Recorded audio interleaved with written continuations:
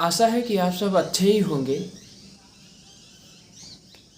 आज फिर से हम वही कैलाश मांझू बिश्नोई के द्वारा रचित यूपीएससी वाले लव की किताब आपको सुनाएंगे, कहानी आपको सुनाएंगे। इतने दिन से कुछ व्यवधान आने के कारण हम आपको वो स्टोरी आगे नहीं सुना पाए, लेकिन आज फिर से हम इसको आगे का पार्ट आपको सुनाते हैं। आज का जो पार्ट है वो है प्री परीक्षा। तो चलिए सुनते हैं। प्री परीक्षा। मेरा और एंजल दोनों का आईएएस प्री परीक्षा 2019 का सेंटर जयपुर था। मेरा सेंटर था महारानी कॉलेज में और एंजल का सर्वोदय स्कूल में। दिन था रविवार का और तारीख थी 2 जून। प्रारंभिक परीक्षा का पहला पेपर कंप्लीट होने के बाद मैंने एंजल को कॉल मिलाया। आपका पेपर कैसा हुआ एंजल? फर्स्ट तो अच्छा हुआ है। इस हॉट मौसम में भी एक चीज़ सबसे ज़्यादा हॉट है, पता है? मैंने कहा, क्या? एंजल, तुम। जून महीने के इस हॉट मौसम में भी ऐसा बहुत कुछ है जो बड़ा कूल है। एंजल ने कहा, कौन? गिरीश, तुम। हम दोनों खिलखिलाकर हंस पड़े। मुझे लगता है कि सूरज अपने ही गर्मी से तड़प रहा है, लू लग गई है उसे। एंजल ने कहा, आप चाहे कितना कोस लो, सूरज को लू नहीं लगती, लेकिन इधर जरूर गर्मी से थर्मामीटर टूट रहे हैं। अच्छा, लेकिन तुम गरम तवे पर चने की तरह क्यों उछल रहे हो? उन्होंने हंसते हुए कहा, सूरज की भी गर्लफ्रेंड होती तो उसे कंट्रोल में रखती। टेम्परेचर 45 डिग्री को पार कर गया है। इसका मतलब है तुम्हारी गर्लफ्रेंड है गिरीश? है भी और नहीं भी। है इसलिए क्योंकि मैं उनको गर्लफ्रेंड के रूप में देखता हूँ, नहीं इसलिए क्योंकि मैंने अभी तक उन्हें बताया नहीं है। मैंने बौद्ध दर्शन से प्रभावित होकर दार्शनिक अंदाज में जवाब दिया, कौन है वह सौभाग्यवती? यूपीएससी क्लियर कर लेते हैं, उसके बाद में देखेंगे। यह बताओ, लंच किया या नहीं किया? उन्होंने कहा, नहीं यार, अभी नहीं किया है। तुमने? मैं तो घर पर आ गई हूँ। यूपीएससी का सेंटर नज़दीक था, थोड़ी बहुत रेस्ट करने के लिए घर की ओर रुख कर लिया। चलो सी सेट पेपर के बाद में बात करते हैं। All the best. मुझे तो डर लग रहा है कि कहीं सी सेट में फेल ना हो जाऊं। मेरा सी सेट बिगड़ गया और आत्मविश्वास एकदम ज़मीन पर आ गया है। क्या ही करूं, कुछ सूझ नहीं रहा है। एंजल ने सी सेट पेपर में आंसर चेक करने के बाद शाम को 7 बजे के करीब मुझे कॉल करते हुए अपना दुखड़ा सुनाया। आत्मविश्वास को डाउन मत करो, तुम्हारे काट करके 29 क्वेश्चन हो रहे हैं ना, चाहिए तो केवल 27 क्वेश्चन ही। 1-2 अन्य कोचिंग्स की आंसर की से अपने आंसर चेक करो। मैंने एंजल से कहा, किसी किसी कोचिंग में 27 क्वेश्चन सही हो रहे हैं तो किसी किसी कोचिंग में 29 क्वेश्चन सही हो रहे हैं। अरे यार, सोचा नहीं था इतने डूब जाएंगे। मैं समझ सकता हूँ जीएस फर्स्ट पेपर में 100 से ज़्यादा नंबर आ रहे हों और सीसेट में 1 या 2 नंबर से फेल हो जाओ तो ब्रेकअप से भी ज़्यादा दर्द होता है। इस बात को समझो कि जीवन में लक्ष्य की प्राप्ति के लिए व संकटों से पार पाने के लिए आत्मविश्वास का होना आवश्यक है। हमारे जीवन में आत्मविश्वास का होना उतना ही जरूरी है जितना किसी फूल में सुगंध का होना। अगर किसी व्यक्ति के पास योग्यता, क्षमता और पर्याप्त संसाधन हैं लेकिन खुद पर विश्वास नहीं है तो उस व्यक्ति से सफलता उतनी ही दूर है जितनी दूर समुद्र के किनारे बैठे व्यक्ति से मीठा पानी। दूसरी तरफ तमाम अभावों के बावजूद अगर किसी इंसान के अंदर खुद को साबित करने का विश्वास है, यानी वह आत्मविश्वास से लबरेज है, तो उसे सफल होने से कोई ताकत नहीं रोक सकती। आत्मविश्वास वह ऊर्जा है जो सफलता की राह में आने वाली हर बाधाओं, कठिनाइयों और परेशानियों से डटकर सामना करने के लिए शक्ति और साहस देती है। दृढ़ संकल्प, आशा और आत्मविश्वास से ही हमारी शक्तियाँ जागृत होती हैं। इनसे हमारी कार्य क्षमता भी कई गुना बढ़ जाती हैं। बात तो सही कह रहे हो। आत्मविश्वास एक ऐसी शक्ति है जिसके आगे सारे संकट बौने हो जाते हैं। आत्मविश्वासी व्यक्ति के सामने मुसीबतों के पहाड़ भी सपाट मैदान की तरह नजर आते हैं।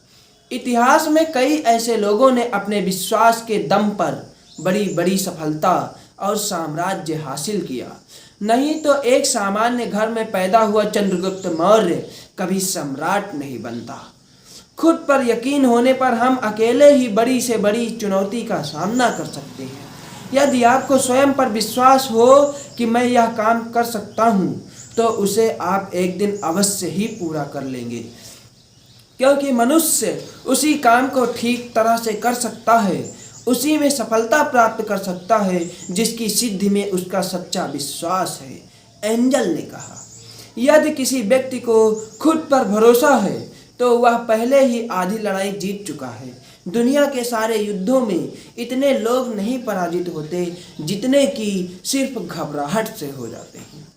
अतः अपने ऊपर विश्वास रख कर ही आप दुनिया में बड़े से बड़े काम सहज ही कर सकते हैं और अपना जीवन सफल बना सकते हैं। किसी भी व्यक्ति को चाहिए कि यदि वह कोई लक्ष्य निश्चित कर ले तो उन्हें स्वयं ही यकीन रखना चाहिए कि वह उसे सही तरीके से पूर्ण भी कर लेगा। आत्मविश्वास सफलता की वह चाबी है जो सफलता की चाह रखने वाले हर व्यक्ति के पास ही होनी चाहिए। अरे बाबा, आपने तो आत्मविश्वास पर पूरा लेक्चर ही सुना दिया। एंजल ने तपाक से कहा, अरे ऐसा कुछ नहीं है। किसी को मोटिवेट करना अच्छा लगता है, इसलिए थोड़ा बहुत कुछ कह दिया। मैंने अपनी लंबी चौड़ी मोटिवेशनल स्पीच को बाईपास करने की कोशिश की। चलो कल सुबह मिलते हैं मान सरोवर पर। मैं कल सुबह आपको कॉल करता हूँ। तो फिर शुभ रात्रि। मार्च 2020 में कोरोना की एंट्री ने यूपीएससी के इंटरव्यू प्रोग्राम को खलल में डाल दिया। एंजल का इंटरव्यू 25 मार्च को होना था, लेकिन मोदी जी द्वारा लगाए गए लॉकडाउन के कारण इंटरव्यू 4 महीने आगे खिसक गया। एंजल अपने इंटरव्यू को लेकर बहुत अधिक परेशान थी। मैंने उन्हें कहा कि आप इस चीज़ को पॉजिटिव वे में लें और बहुत अच्छे से तैयारी करें। क्या पता इंटरव्यू में बहुत अच्छे नंबर आने की वजह से प्रॉपर IAS बन जाओ। इस बार ही हम दोनों ने एक साथ इंटरव्यू की तैयारी की।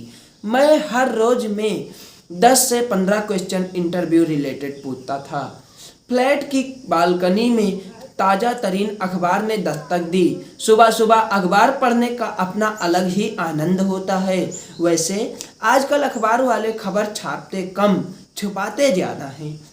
कुछ दिनों से गलवान घाटी में तनातनी के कारण देश में चीनी वस्तुओं के बहिष्कार का कार्यक्रम जोर पकड़ रहा था।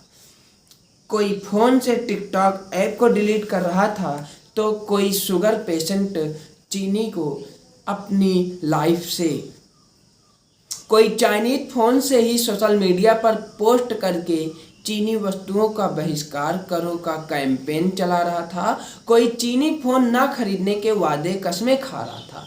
इस बहिष्कार की बयार में चीनी वायरस आ गले लग जा जो तगड़ी चुनौती पेश कर रहा था। कोरोना भरी सुबह बड़ी अजीब हो गई थी। न सुबह को घूमने के लिए कोई पार्क में जा रहा था, न ही छोटे नन्हे मुन्ने बच्चे हाथ में टिफिन लिए स्कूल जा रहे थे, न ही सुबह सुबह कॉलोनी में कोई चहल पहल थी। बच्चे, बूढ़े, नौजवान सभी घर में दुबके हुए थे कि कहीं कोरोना हमारे घर एंट्री ना ले ले। लोग दूध का पैकेट भी किराना स्टोर से लेकर आते जाते थे, तो कम से कम उन्हें 2 या 3 बार डिटर्जेंट से धोकर यूज करते थे। सुबह शाम लोग बालकनी में से ही हाय हेलो जरूर किया करते थे। सरकार द्वारा हाय मिलाना सरकार द्वारा हाथ मिलाना वर्जित घोषित कर दिया गया था, जिसके चलते दूर से ही नमस्ते की संस्कृति चल निकली थी। सुबह सुबह मेरा मित्र सुमित कोरोना की तरह मेरे रूम में घुसा। उनके घुसने के साथ ही मैंने सबसे पहले मेरे हाथों से सैनिटाइजर लगाया।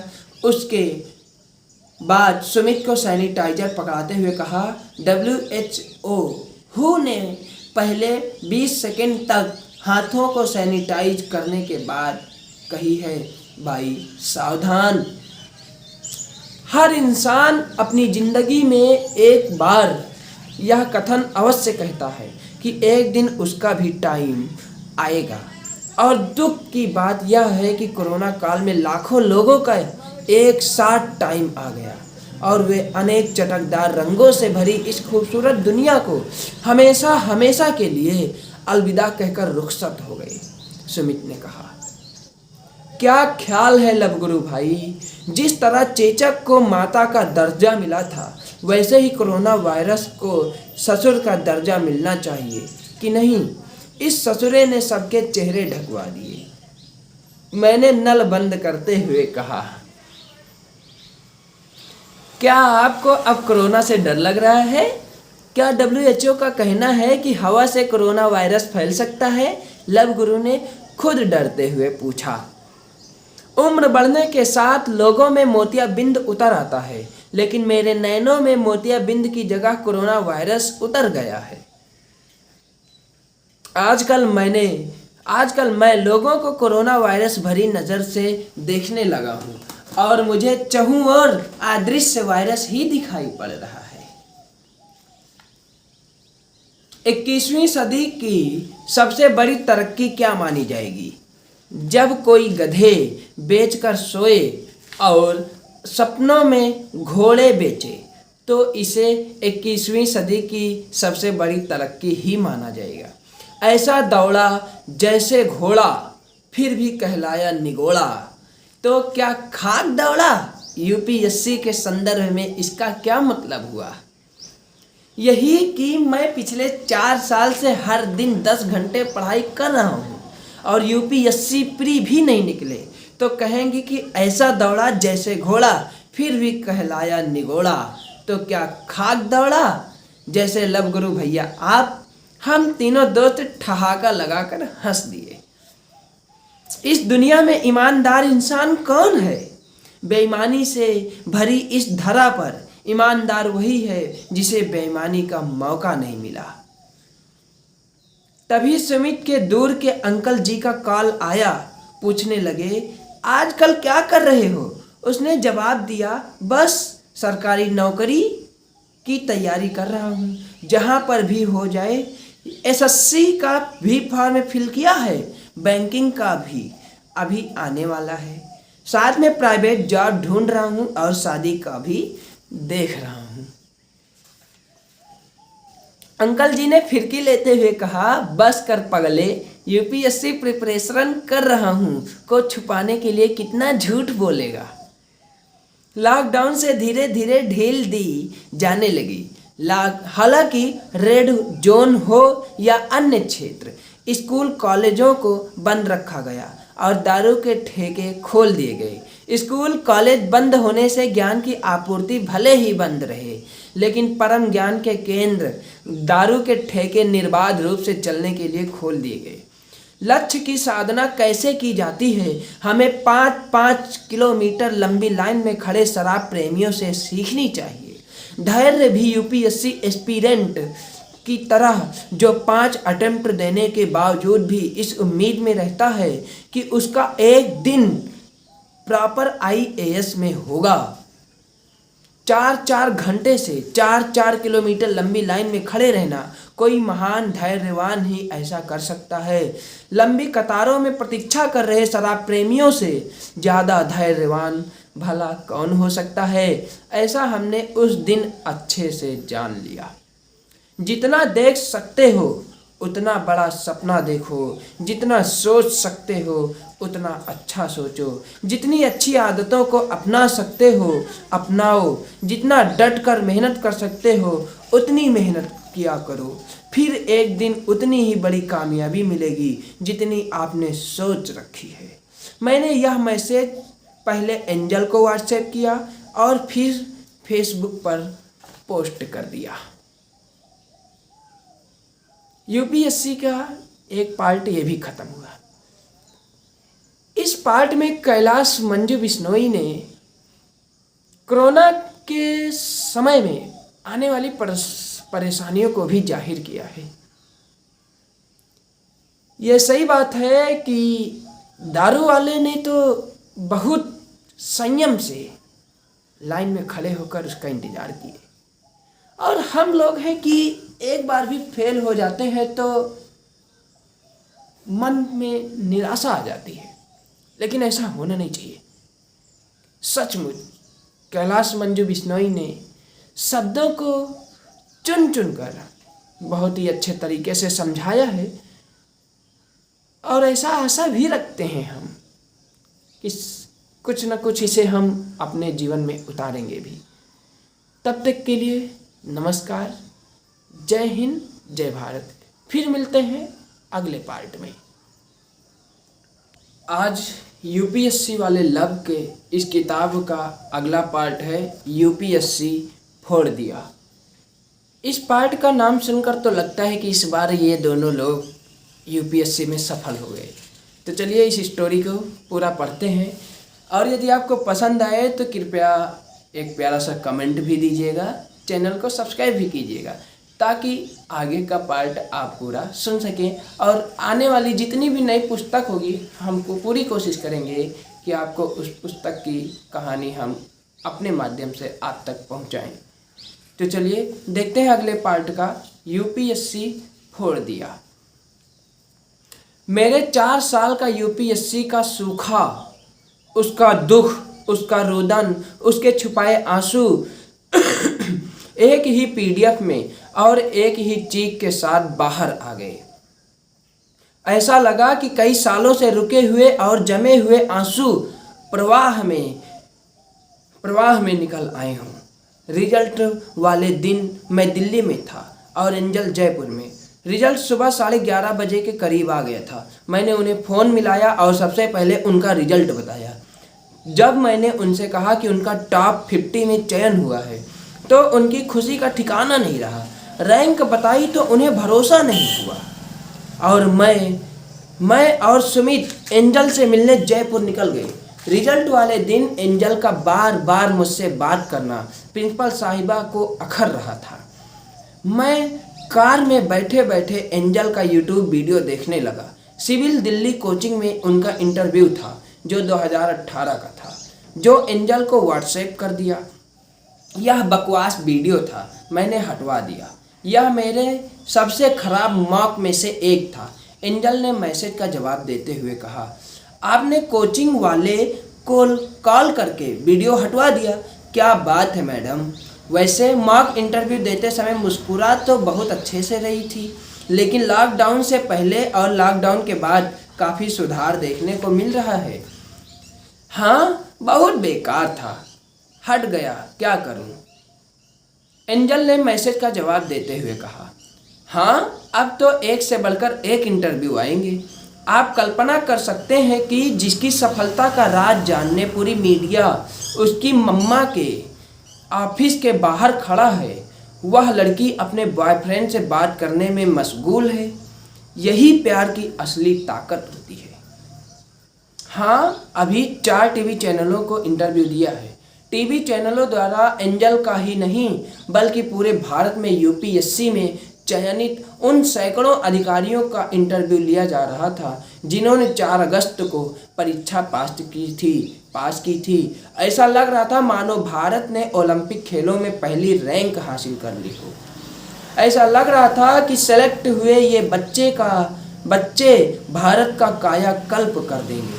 असल में होता क्या है ब्यूरोक्रेसी में, यह हम सभी भारतीयों को अच्छे से मालूम है। टीवी चैनलों द्वारा यूपीएससी टॉपर्स का महिमा मंडन किए जाने से खफा एक सीनियर पत्रकार ने अपनी फेसबुक वॉल पर बहुत अच्छी पोस्ट लिखी जो इस प्रकार है।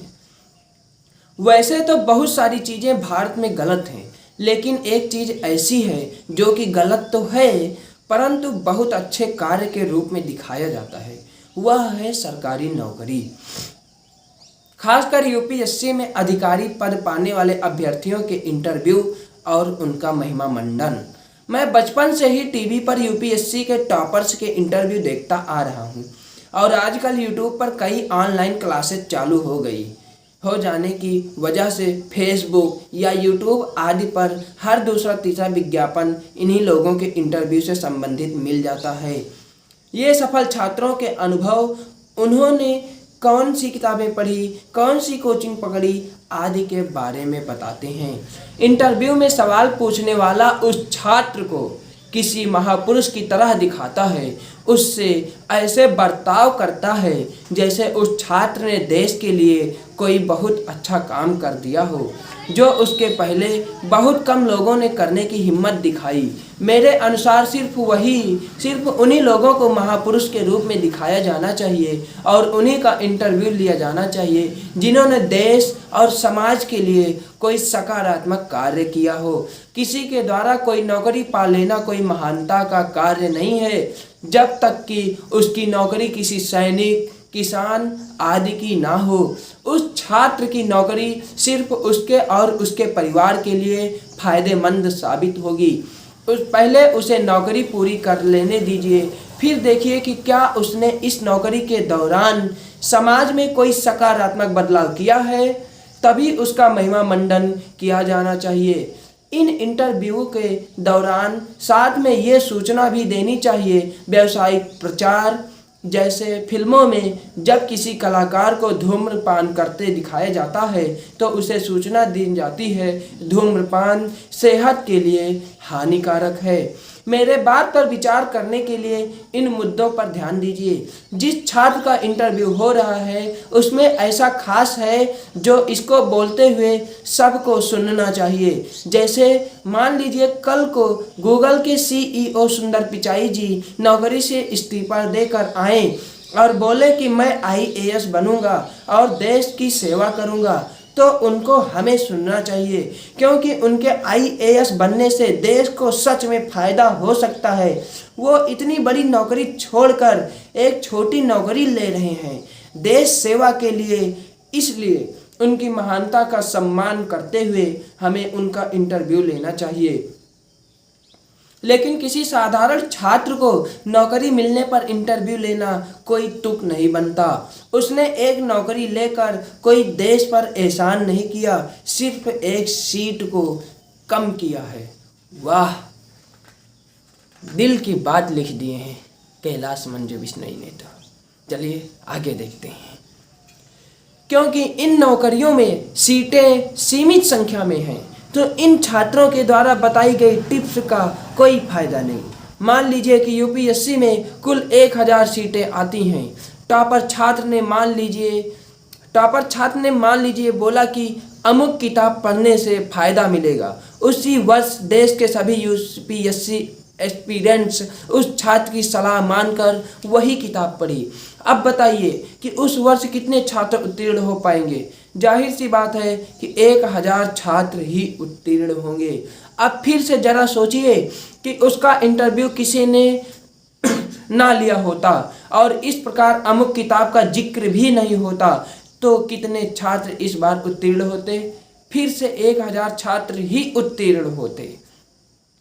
कहने का मतलब इन टॉपर छात्रों के इंटरव्यू से हो सकता है राम के बजाय श्याम का फायदा हो जाए, लेकिन अगर हम पूरे भारत को देखें तो किसी का फायदा नहीं होता, क्योंकि राम के बदले श्याम अधिकारी बन जाएंगे तो देश के लिए वैसे ही काम करेंगे जैसे राम करते। अगर टॉपर छात्र कोई अपाहिज, बहुत निर्धन, रिक्शा चालक आदि भी हो तो इस तरह के इंटरव्यू का कोई फायदा नहीं। सीधी सी बात है, किसी 1-2 रिक्शा चालक को अधिकारी बनाने से बाकी लाखों रिक्शा चालक की सामाजिक हालत नहीं सुधरेगी। वो अपनी नौकरी के दौरान कुछ ऐसा खास नहीं करने वाला जिसकी वजह से देश की गरीबी घटेगी या देश में कुछ और अच्छा बदलाव आएगा। उसने बस एक नौकरी ली है जिसके सीमित पद थे और कुछ वर्षों की नौकरी के बाद उसके विचार और किसी दूसरे अधिकारी के विचार, उसके बाप दादा भी अधिकारी थे, में कोई परिवर्तन नहीं रह जाएगा। तो इस तरह के इंटरव्यू से देश का क्या नुकसान? दो तरह से नुकसान है। कोचिंग क्लासेस को बढ़ावा मिलता है और कोचिंग क्लासेस लगातार कंपटीशन का कट ऑफ बढ़ाती हैं। मान लीजिए कि देश में एक भी कोचिंग ना हो जो सरकारी नौकरी की तैयारी करवाए। अब ऐसे में छात्र खुद से पढ़ेगा, खुद से विषय को समझेगा, क्योंकि सब कुछ आपको खुद करना है, तो जाहिर है पूरा सिलेबस खत्म करना मुश्किल होगा। ऐसे में जो भी छात्र 30 से 40% पाठ्यक्रम पढ़ेंगे, सिलेक्शन लेने के लिए काफ़ी होगा। अब जब इतनी क्लासेस चालू हो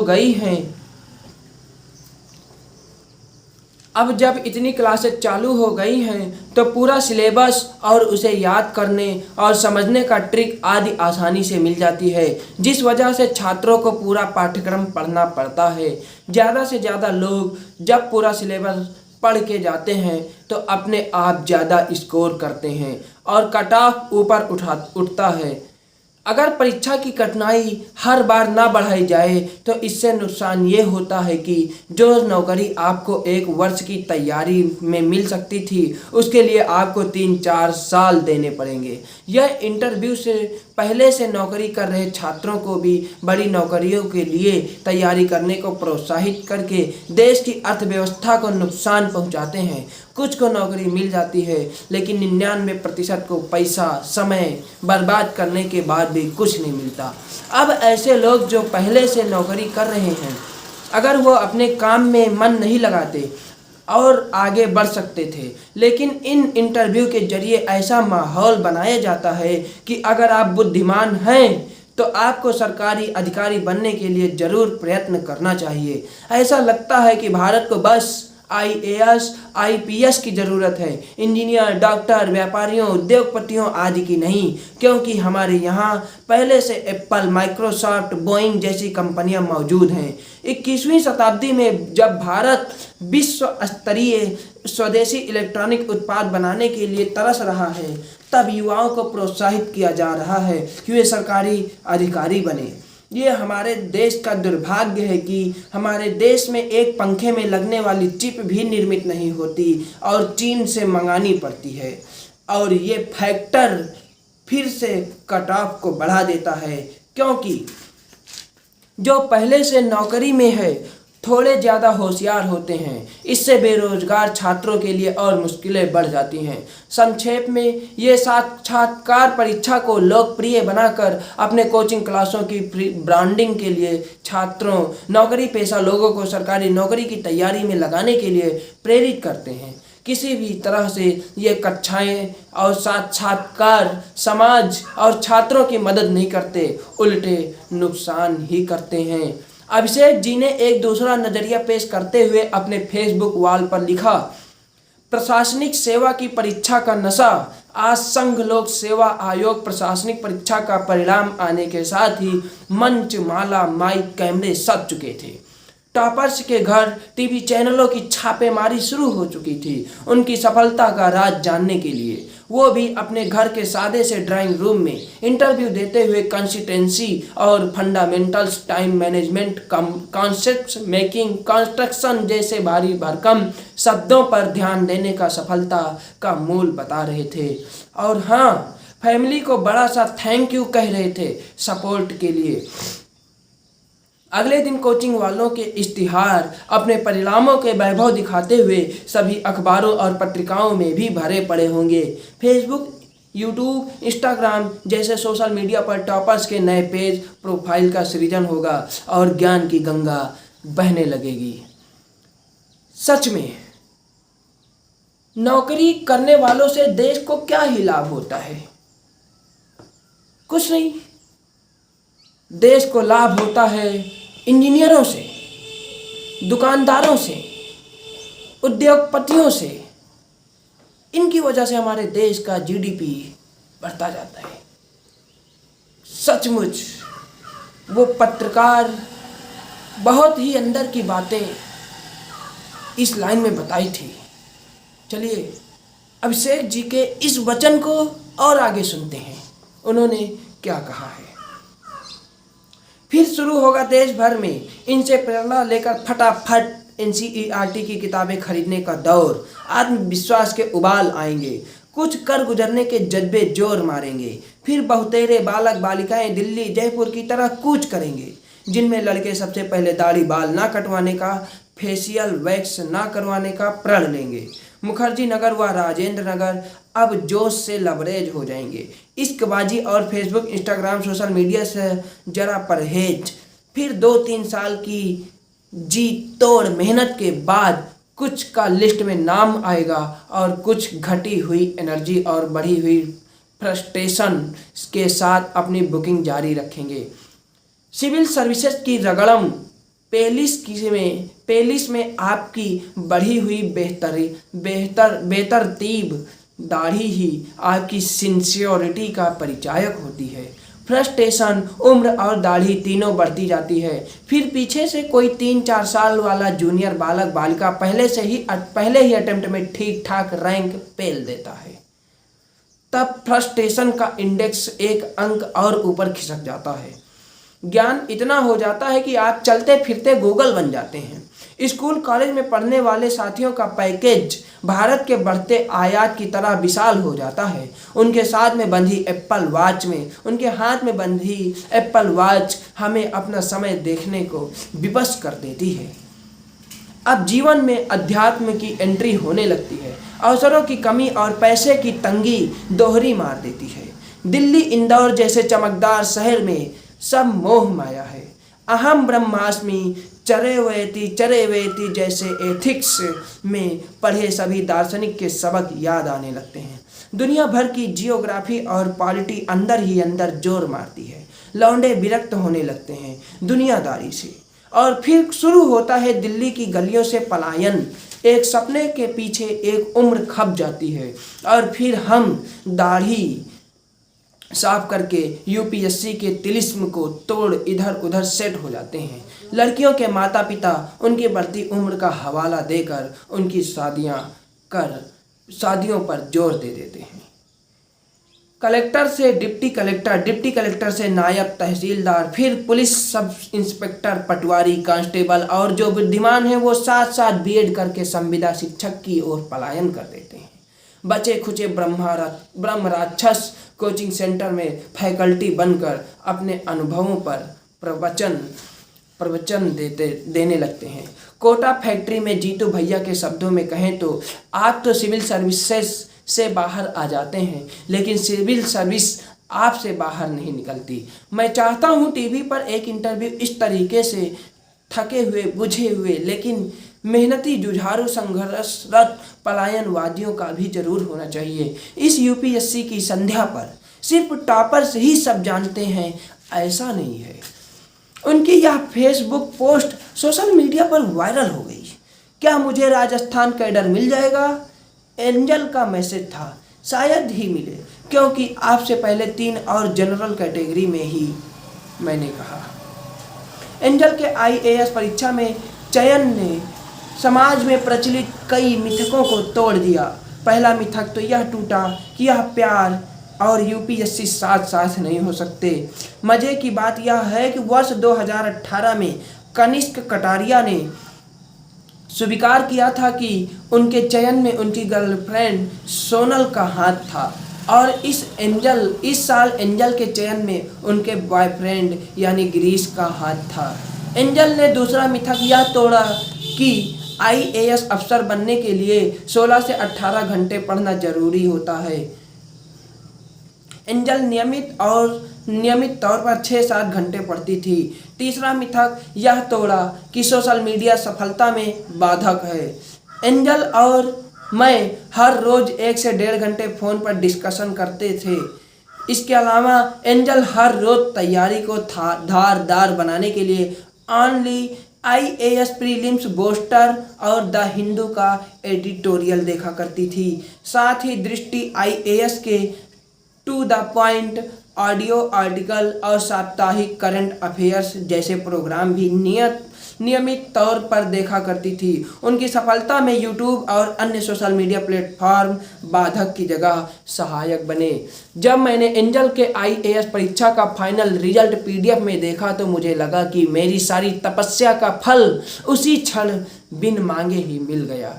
मैं इतना खुश था कि मैं UPSC के हर गंभीर अभ्यर्थी को चीख चीख कर कहना चाहता था कि UPSC असंभव नहीं है। मैं कहना चाहता था कि लगे रहो तो UPSC को फतेह किया जा सकता है। सपना तुम्हारा भी है तो जान भी तुम्हें ही झोंकनी पड़ेगी। एक बात तो गठन बांध करके ध्यान में रखना है कि सिविल सेवा में चयन तभी होता है जब आपने तैयारी ओवरऑल की हो, यानी प्रीलिम्स, मेंस तथा इंटरव्यू की तैयारी एक साथ। अर्थात तैयारी शुरू करने से पहले दिन से ही लगभग 1.5 साल तक तीनों पार्ट की एक साथ तैयारी करें। फिर जब प्रीलिम्स एग्जाम को 3 महीने रह जाएं, तब केवल प्रीलिम्स की तैयारी होनी चाहिए। सिविल सेवा परीक्षा में ना तो केवल तथ्यों से काम चल सकता है, ना केवल कॉन्सेप्ट से। आपको जरूरी तथ्यों तथा कॉन्सेप्ट दोनों पर अच्छी पकड़ बनानी चाहिए। आप ना तो केवल ज्ञान के दम पर सिविल सेवा पास कर सकते हो, ना ही केवल लेखन शैली के दम पर। आपको आवश्यक ज्ञान हासिल करने तथा अच्छी लेखन शैली दोनों पर ध्यान देना चाहिए। साथ ही तैयारी शुरू करने से पहले दिन से एक प्रशासनिक अधिकारी की तरह का व्यक्तित्व बताने पर ध्यान केंद्रित करना चाहिए।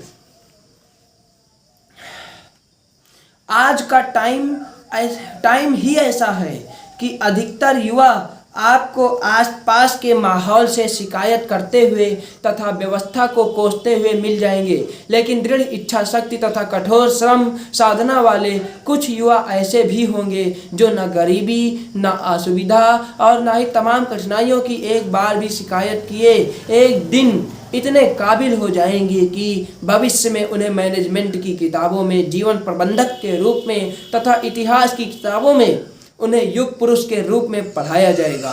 दोस्तों, जीवन के किसी भी फील्ड में कामयाब होना है तो एक दिन में सुबह से लेकर सोने तक के जो 17 घंटे आपको मिलते हैं, उसमें आप जो भी कार्य करते हो उसमें अपना 110% दो। दोस्तों, अपना कर्म कुछ इस तरह करो कि जब भगवान दुनिया में सबसे अच्छे से कर्म करने वाले 0.1% लोगों की रैंकिंग जारी करे, उसमें आपका नाम जरूर हो।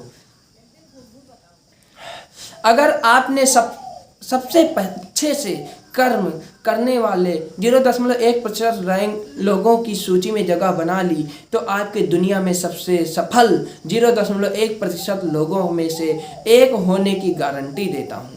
मैं यह सब उन गंभीर अभ्यर्थियों को इसलिए कहना चाहता हूँ क्योंकि इन सारी बातों ने एंजल को कठिन परिस्थितियों में बहुत मदद की थी और आज वह भारत की सबसे कठिन परीक्षा में टॉप 50 में चयनित होने में कामयाब हो गई थी।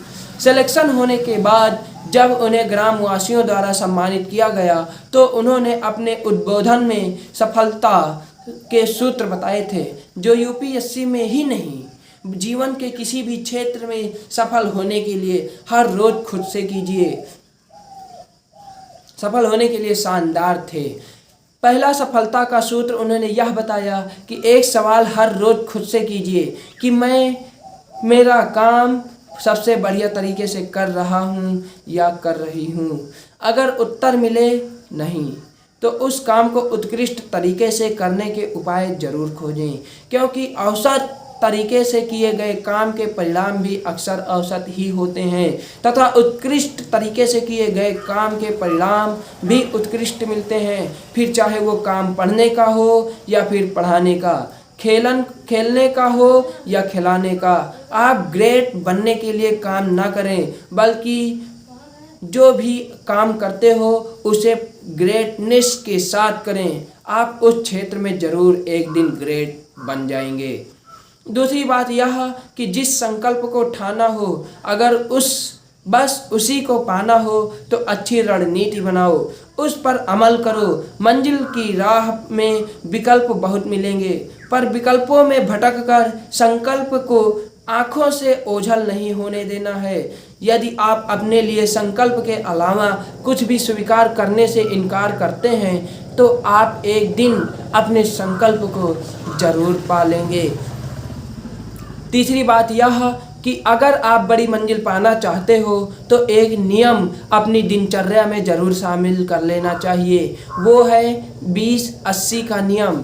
इस नियम के तहत आप अपनी दिनचर्या के समय के उस 20% भाग का पता लगाओ जो आपके लिए प्राइम टाइम हो। इस समय में आप अपने प्राथमिकताओं वाले 20% कार्यों को हर हाल में निपटा लें। मज़े की बात यह है कि यह 20% महत्वपूर्ण समय तथा कार्य आपकी सफलता में 80% रोल प्ले करेगा। चौथी बात, कामयाब होने वाले छात्र भीड़ पर नहीं लक्ष्य पर निगाह रखते हैं, इसलिए उन्हें भीड़ नहीं मंजिल दिखाई देती है, इसलिए वो हजारों हजार की भीड़ को चीर कर भी सफलता के शिखर तक पहुंचते हैं। पांचवी बात, अधिकतर लोग वही राह चुनते हैं जिसमें कम से कम मेहनत करनी पड़े और ज़्यादा अनुशासन के फेर में ना उलझना पड़े। यानी वे शरीर को अधिकतर समय तक आरामदायक स्थिति में तथा मस्तिष्क को अधिकतर समय तक अर्ध प्रसुप्तावस्था में ही रखना चाहते हैं ताकि कुछ नया ना करना पड़े, कुछ नया ना सोचना पड़े और ना ही परिस्थितियों से दो हाथ करने पड़े। वही कुछ लोग कठोर मेहनत वाली, कुछ नया और बड़ा करने वाली कठिन राह चुनते हैं तथा मंजिल मिलने तक हिम्मत नहीं हारते, चैन से नहीं बैठते तथा कर्म, अनुशासन तथा लगन के त्रिकोण की लय नहीं खोते हैं। सफलता के सूत्र के रूप में छठवीं बात एंजल ने यह बताई कि किसी भी व्यक्ति के व्यक्तित्व विकास और जीवन में संगति बहुत अहमियत रखती है। इंसान की जैसी संगति होती है वैसा ही उनका जीवन बन जाता है। इंसान के गुण दोष संगति पर निर्भर करते हैं, यानी संगति मानवीय गुणों को व्यापक तौर पर प्रभावित करती हैं। संगत की वजह से अक्सर व्यक्ति के चाल ढाल, रहन सहन, खान पान, बात करने का सलीका, चरित्र आदि में परिवर्तन आ जाता है। कविवर रहीम का एक दोहा है, कदली सीप भुजंग मुख स्वांति एक गुण तीन, जैसी संगति बैठिए तैसे फल दीन। यहाँ दोहे का भावार्थ यह है कि संगत का असर हर चेतन वस्तु के ऊपर पड़ता है। कहा जाता है कि इंसान योगियों के साथ योगी और भोगियों के साथ भोगी बन जाता है। मनुष्यों का आचरण स्वभाव उसकी संगति से ही निश्चित होते हैं। बाल्यावस्था और किशोरावस्था में जो व्यक्ति जिसके साथ रहता है उसके जीवन पर उसका व्यापक असर उसके व्यक्तित्व में दिखने को मिलता है। जीवन में उन्नति की सीढ़ी सत्संगति है। अच्छी संगति एक प्राण वायु है जिसके संसर्ग मात्र से व्यक्ति सदाचारण का पालक बन जाता है और विनम्र परोपकारी ज्ञानवान एवं दयावान बन जाता है। यही नहीं, अच्छी संगति में इतना ओज होता है कि वह बुराइयों का नाश करने की क्षमता रखता है। यहाँ सत्संगी का अभिप्राय सच्चरित्र व्यक्तियों के संपर्क में रहना, उनसे संबंध बनाना है। संगति से ही व्यक्ति को संस्कार प्राप्त होते हैं। यदि कोई इंसान खुद में सुधार चाहता है पर उसकी संगति यदि बुरे विचार वालों यानी दुर्जनों की रही तो उसे अच्छे संस्कार प्राप्त नहीं हो पाएंगे। वही संगति सज्जन लोगों से की होगी तो व्यक्ति के विचार शुभ होंगे और आत्मा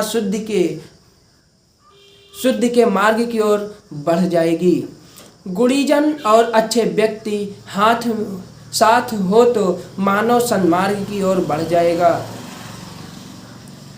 गलत आचरण वाले का साथ मिल गया तो मानव व्यसन व्याभिचारी की ओर चल पड़ेगा। इसलिए हमें सज्जनों की संगति करनी चाहिए और दुर्जनों की संगति से बचना चाहिए। हम सभी को ऐसे मित्र रखने चाहिए जो हमें ऊंचाई से नीचे ना गिराए बल्कि नीचे से ऊंचा उठाने में सहायक हो। बुरी संगति प्रतिभावान व्यक्ति को भी बेकार और असफल बना देती है। इसलिए हमें अपने दोस्त सोच समझकर और सावधानी से चुनना चाहिए। कुल मिलाकर हम सत्संगी यानी अच्छी संगति से रहकर अपने जीवन को अर्थपूर्ण और सफल बना सकते हैं। एंजल ने सफलता के सूत्र के रूप में एक बात और यह बताई कि जब भी निर्णय लेने में दुविधा हो तो अपने अंतर्मन की आवाज़ सुने। अतः करण अंतरात्मा को मनुष्य में सही गलत, नीति अनीति, न्याय अन्याय, धर्म अधर्म, उचित अनुचित का अंतर करने वाला नैतिक बोध माना जाता है, जो कि मनुष्य के व्यवहार के लिए मार्गदर्शक का कार्य करता है। अतः अंतःकरण की मदद से हम अपने नैतिक सिद्धांतों को गहनता से जानते हैं तथा उनके अनुरूप कार्य करने हेतु प्रेरित भी होते हैं। मनोविज्ञान के मुताबिक जब किसी मनुष्य का कोई कार्य, विचार और अभिव्यक्ति नैतिक मूल्यों को विपरीत परिणाम देती है तो अंतर्मन ही आवाज़ उस व्यक्ति में ग्लानि और पश्चाताप की भावना को जन्म देती है। लेकिन जब हमारे कार्य नैतिक मूल्यों के अनुरूप परिणाम देते हैं तो इससे प्रसन्नता की भावनाएं जन्म लेती हैं। प्राचीन ऋषि मुनियों का मानना रहा है कि अंतःकरण की आवाज़ हमारे अंदर से सदैव हमारा मार्गदर्शन करने के लिए आती रहती हैं। लेकिन हमें से अधिकांश लोग आधुनिक जिंदगी के कोलाहल में उस आवाज़ को सुन नहीं पाते। अपने अंतःकरण की आवाज़ को ना सुनने वाला मनुष्य जीवन में सदैव अशांत और पथभ्रष्ट ही रहता है। कई बार यह देखा जाता है कि इंसान जब लोभ और लालच के कारण अपने क्षणिक भौतिक सुख के लिए अपनी अंतःकरण की आवाज़ भी नहीं सुनता तो वह बुरे आचरण में इतना लिप्त हो जाता है कि उसे शुभ और अशुभ का भान ही नहीं रहता है।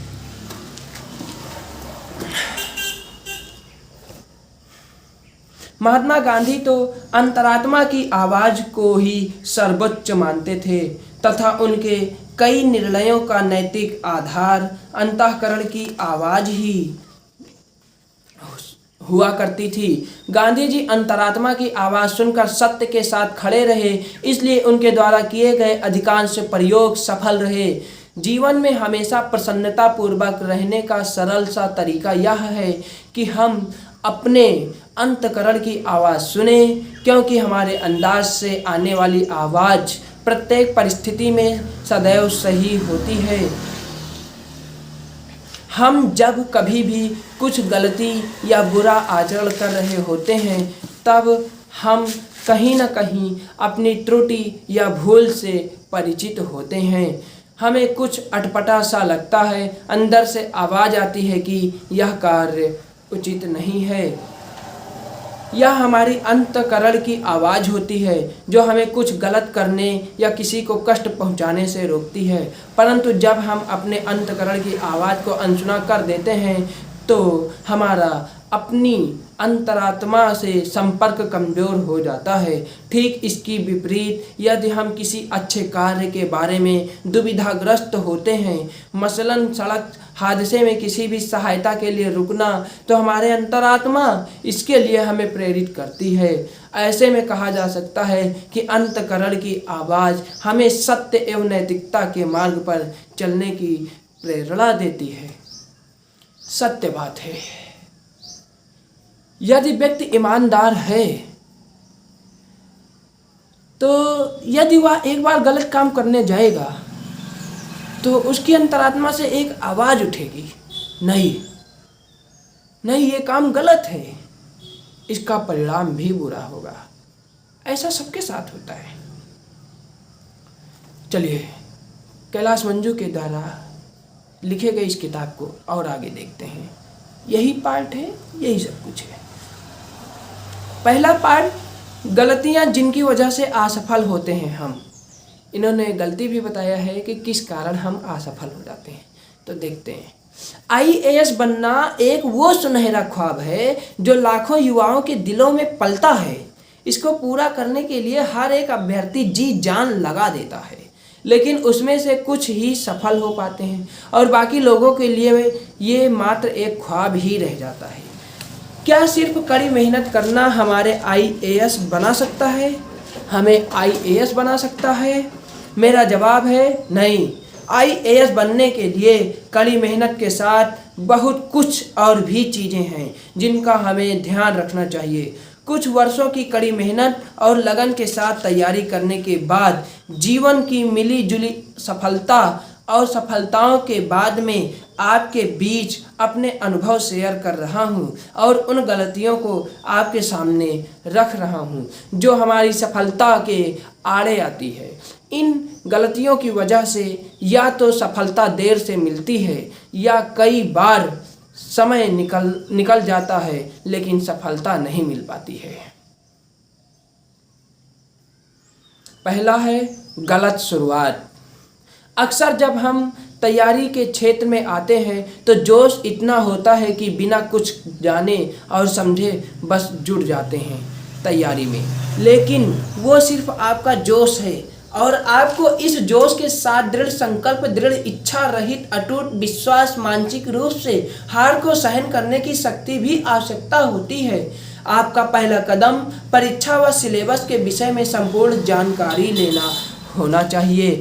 दूसरा, गलत माध्यम का चयन। हिंदी भाषी या अन्य क्षेत्रीय भाषाओं में तैयारी करने वाले अभ्यर्थियों के मन में ऐसी धारणा बन चुकी है कि अगर सिलेक्शन होगा तो सिर्फ अंग्रेजी विषय से, इसलिए अंग्रेजी विषय का ही चयन करें। हालांकि ये बात सच है कि सफल विद्यार्थियों में सर्वाधिक प्रतिशत अंग्रेजी भाषा रखने वालों का है, लेकिन हिंदी भाषा से चयन कम होने के बहुत सारे कारण हैं। आप उस भाषा का चयन करें जिस भाषा में आप अच्छा लिख सकते हैं, क्योंकि मुख्य भाषा में अंक भाषा के चुनाव से नहीं आपके उत्तर लेखन से मिलते हैं। तीसरा, गलत वैकल्पिक विषय का चयन। अक्सर देखा गया है कि लोग अपने वैकल्पिक विषय का चयन पिछले वर्षों में उस विषय के कितने अभ्यर्थी सफल हुए उनकी संख्या को देखकर करते हैं, जो कि सबसे बड़ी गलती है। विषय का चयन अपनी रुचि के हिसाब से करें। जिस विषय में आप सहज महसूस करें और अपने प्राप्त ज्ञान को परीक्षा में बेहतर तरीके से लिख सकें, उसी विषय का चयन करें। चौथा, गलत मार्गदर्शन। गलत मार्गदर्शन आपके जीवन के कुछ बहुमूल्य वर्षों का विनाश कर सकता है, इसलिए हर किसी के अंधभक्त ना बने और अपनी बुद्धि विवेक का भी अनुसरण करें। यह सही है कि एक सफल व्यक्ति आपको सफलता के लिए दिशा बता सकता है, लेकिन एक सफल व्यक्ति आपको वे गलतियां बताएगा जिनका वो साक्षी रहा है, और ये दोनों बातें जानना आपके लिए बहुत ज़रूरी है। पांचवा, गलत अध्ययन सामग्री। तैयारी में आते ही लोग इस मायाजाल में उलझ जाते हैं और 100% सफलता की गारंटी देने वाली किताबें, चमत्कारी नोट्स इत्यादि खरीदकर अपनी रैंक सजाने लग जाते हैं, जबकि आपको एनसीईआरटी प्रत्येक विषय से 2-3 अपेक्षित किताबें, 2-3 मासिक पत्रिकाएं और पिछले वर्षों के हल प्रश्न पत्र चाहिए होते हैं। परीक्षा के निकट आने पर टेस्ट सीरीज ज्वाइन करनी चाहिए या टेस्ट पेपर से हल करने चाहिए। अगर परीक्षा पास करनी है तो नोट्स के पीछे की दीवानगी भूल जाइए। किन्हीं 1-2 कोचिंग के नोट्स तथा किसी अनुभवी अभ्यर्थी के नोट्स जो यूपीएससी का पूरा सिलेबस कवर करते हैं आपकी समझ में आ रहे हैं, वही काफ़ी हैं। छठवां है गलत रणनीति। बहुत से लोग कोई भी रणनीति नहीं बनाते हैं या फिर गलत रणनीति बना लेते हैं। अनेक अभ्यर्थी लोगों से पता करके या फिर इंटरनेट की सहायता से सभी अच्छे लेखकों की किताबें ले लेते हैं और बस लग जाते हैं। ऐसा नहीं करना चाहिए यार। करना यह चाहिए कि सबसे पहले एनसीईआरटी की वो सभी किताबें खरीदें जो आवश्यक हैं और उन्हें कम से कम 2-3 बार पढ़ डालें। साथ में पिछले वर्षों के प्रश्न पत्र पर नज़र डालते रहें। जब आपका बेसिक मजबूत हो जाए फिर उठाएं सभी रेफरेंस किताबों को। सातवां है पढ़ने का गलत तरीका। बहुत से मित्रों को देखा है जो बस दिन रात पढ़ने में लगे रहते हैं, लेकिन फिर भी किसी भी परीक्षा का प्रीलिम्स पेपर तक पास नहीं कर पाते। हम कितने घंटे पढ़ रहे हैं ये मायने नहीं रखता, हम क्या पढ़ रहे हैं और कैसे पढ़ रहे हैं ये मायने रखता है। आप एक बार में 2 विषय उठाइए और दिन में जितने घंटे पढ़ते हैं उतने 2-2 घंटे के स्लॉट्स में बांटिए। जैसे यदि आप 8 घंटे पढ़ते हैं तो इसको 4 भागों में बांट लीजिए। फिर 2 घंटों का एक स्लॉट समसामयिकी, न्यूज़पेपर, कंटेम्प्रेरी, इंस्यूज आदि को दीजिए और 2 घंटे का समय अपनी वैकल्पिक विषय को दे दीजिए। बाकी 2-2 घंटे का स्लॉट जो 2 विषय आपको पढ़ने हैं उनको दीजिए और 2 घंटे की पढ़ाई के बाद दिमाग को थोड़ा आराम दीजिए। 8वां पॉइंट है निरंतरता की कमी।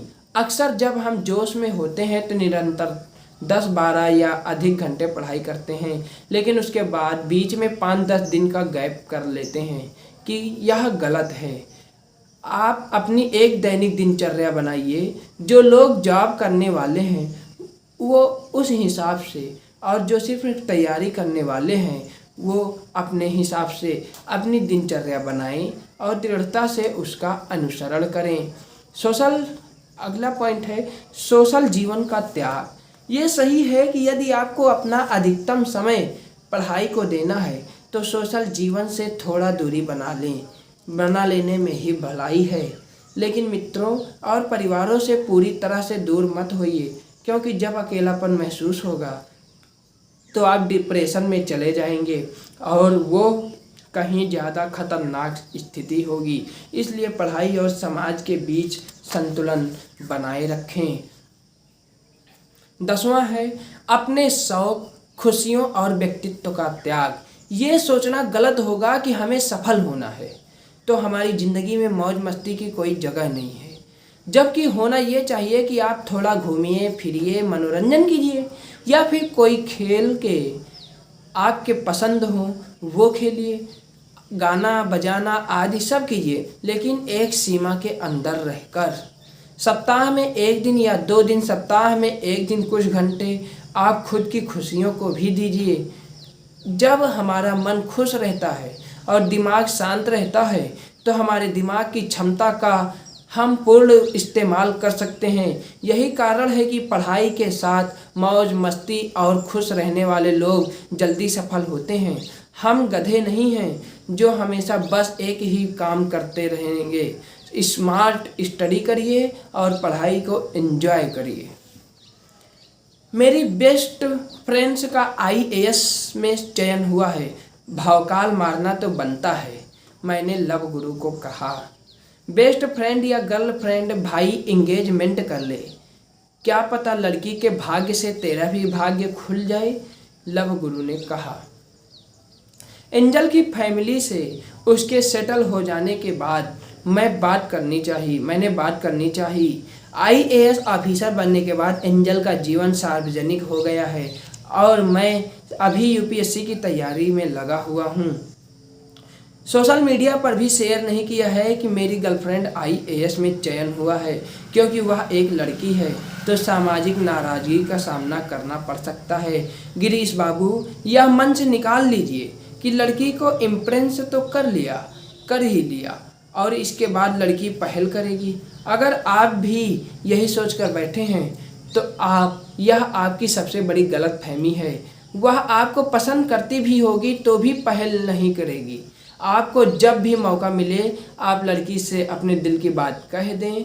आप प्रपोज करने में देरी न करें। लड़की का दोस्त बनाने या फिर उसकी तरफ से पहल करने की उम्मीद बेकार करना है, लव गुरु ने अनुभव का एक बंडल खोलते हुए कहा। गिरीश, तुम अपना प्यार पाना चाहते हो, लेकिन एंजल की हाई स्टेटस नौकरी के आगे तुम्हारा प्यार भी हार सकता है, इसलिए संभल कर चलना दोस्त। गिरीश भाई, लड़कियां गोल्ड डिगर होती हैं, पैसे के पीछे पागल होती हैं। ऐसा क्यों लगता है सुमित भैया?